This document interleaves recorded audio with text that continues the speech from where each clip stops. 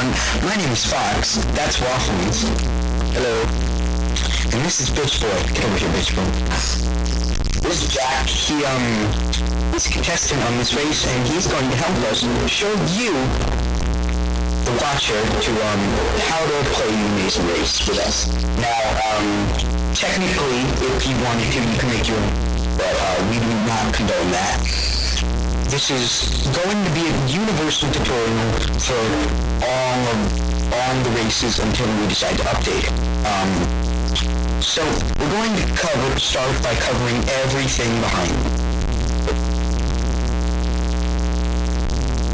Okay, you can get out of point now. So you're going to help me narrate, okay? So first things first, this is the start pedestal. This is how you start on the race, when it would usually be somewhere by Jack's standing pedestal. It will have your head on it. In this case, it's mine, but it would have Jack's head on it, or your head, and would stand there and wait for the race to start. This pedestal would rub the ground and it was the pedestal. It's where I stand, so which way you go? Okay. I will talk to you on the pedestals and the long race. And when I say that the race begin and punch to the side, you will begin journey. These markers right here are what designates the race course. If you see these, don't follow them unless you have the clue. Don't follow markers unless you have the clue. Now, the race has 9 contestants, and it is also broken up between 10 legs, some of which 3 are elimination legs, and a contestant will not be eliminated at the end.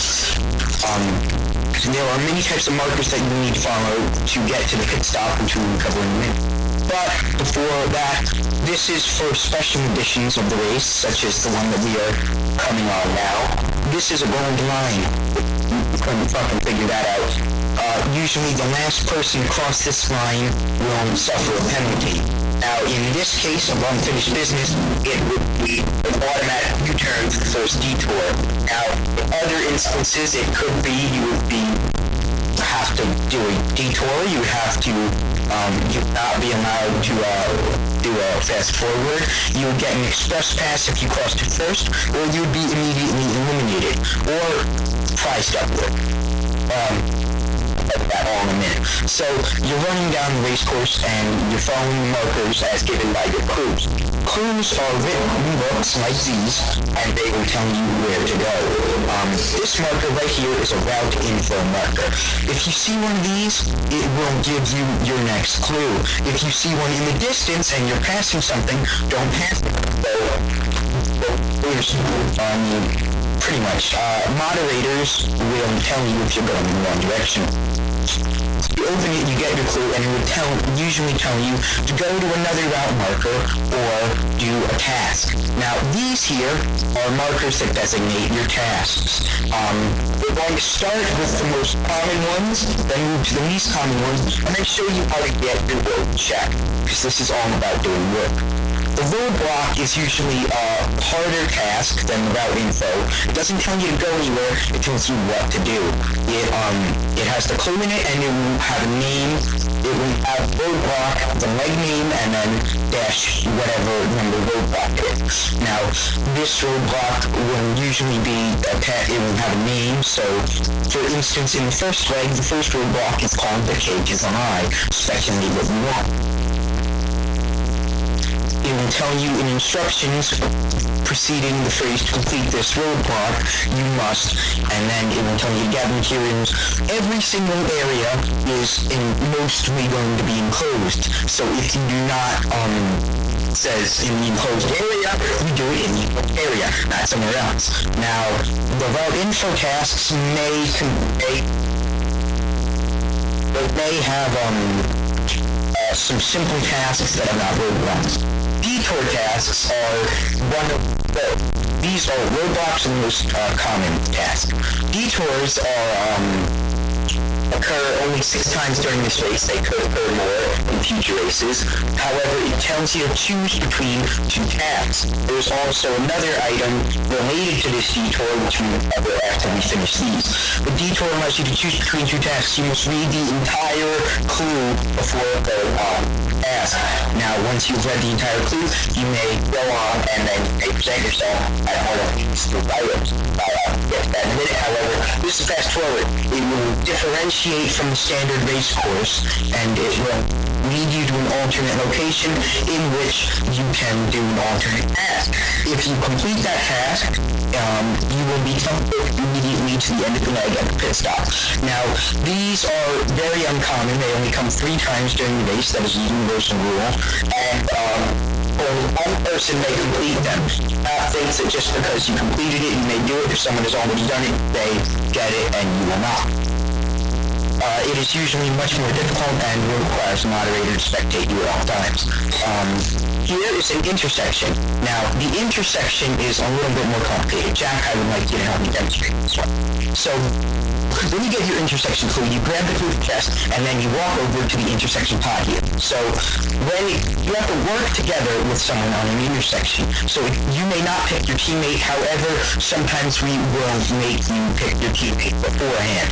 Now, when 2 people are in, you press this button, and it will say Team 1 is designated by red, Team 2 designated by blue, or Team 3 designated by yellow is ready to participate in the intersection.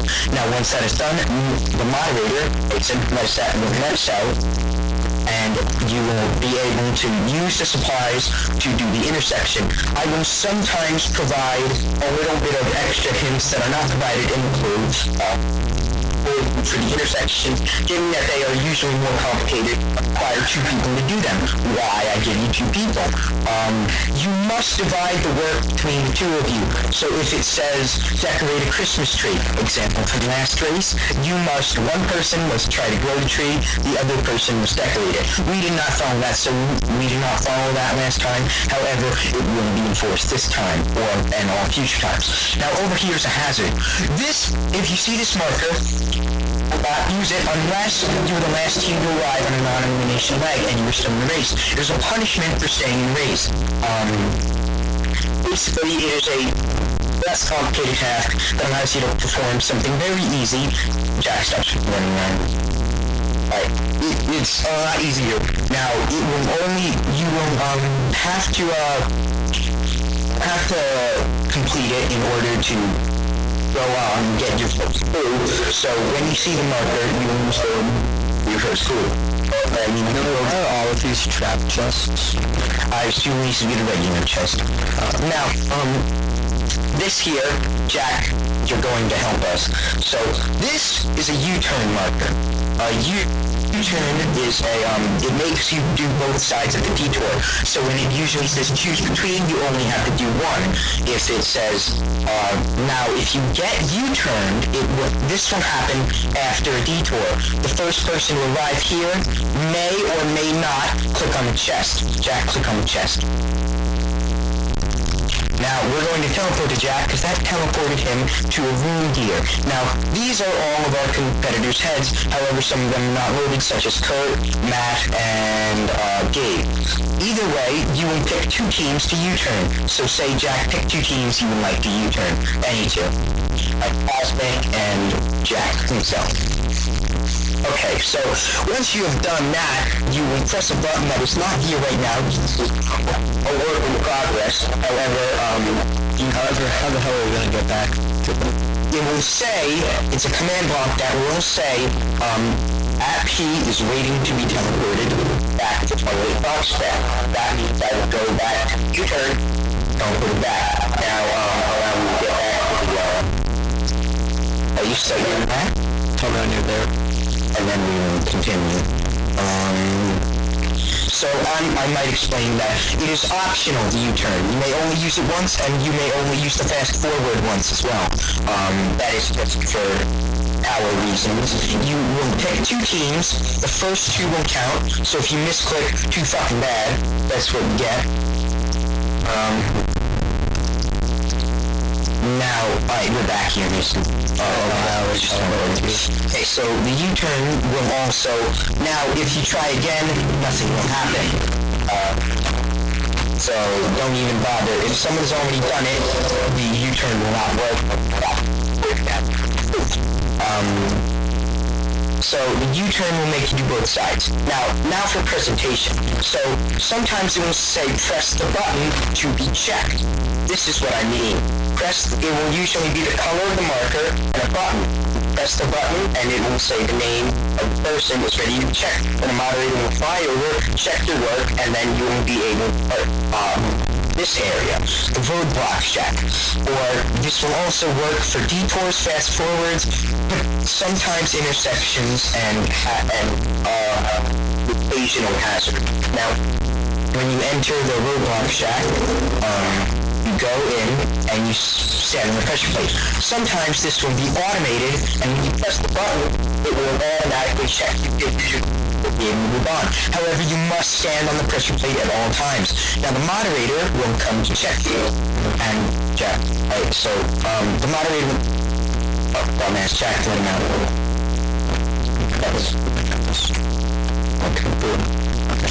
Okay, so what's going to happen is that when you present, he will ask you to come forward and you will give them the item and you will exchange it for your next clue.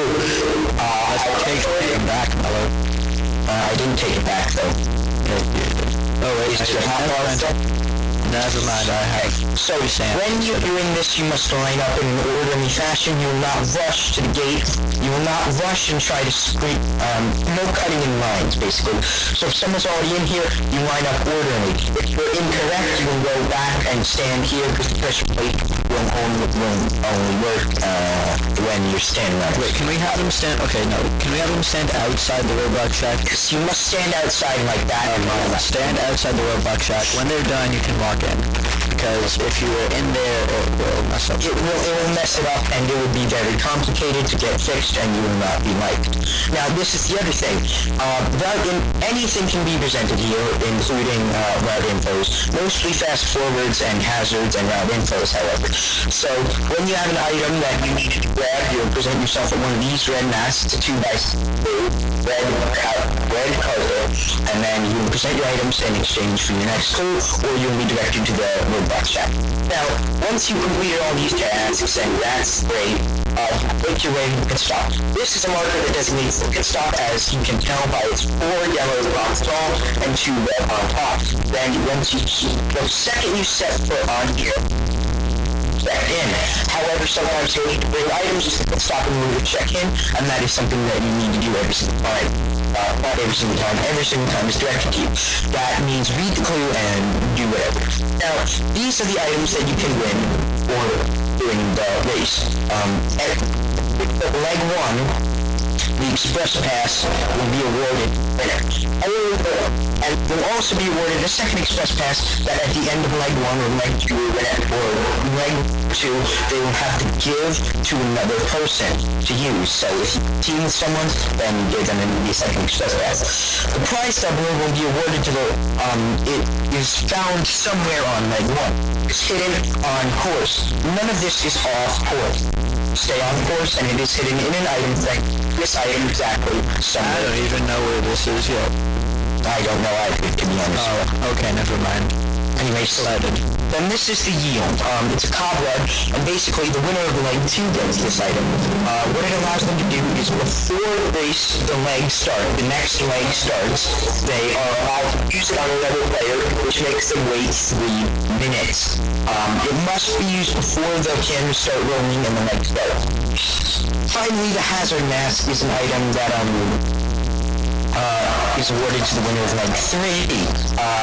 It allows teams to skip a hazard if they come in last place in an elimination leg, and it also allows them, or they could put it on someone else and make them wear the entire leg. If you decide to gift this item, this is the only giftable item besides the second express pass. If you decide to gift this item, to bypass a hazard, they must wear it unlike you. The prize doubler, if it is in your possession and you win any of these 3 legs, you will be awarded with 2 of the items except for the express pass. or actually, yes, you'll be awarded 2 of the express passes for you and 1 express pass for your friend. Now, and no, it will not work for the final prize. Now, once that is over and all teams will be checked in, one snagged or one not, you'll depart from here. You will all line up in the orderly fashion. This is a leg mat, which basically you have to line up in order in the year in which you depart and in which you arrive. And I will give you your clue, so the second you step off this mat, I'll give you a clue. Now, you'll have to walk on foot, on minecart, on boat, or on horse. There's no other way that you will be traveling, and it is specified in the clue.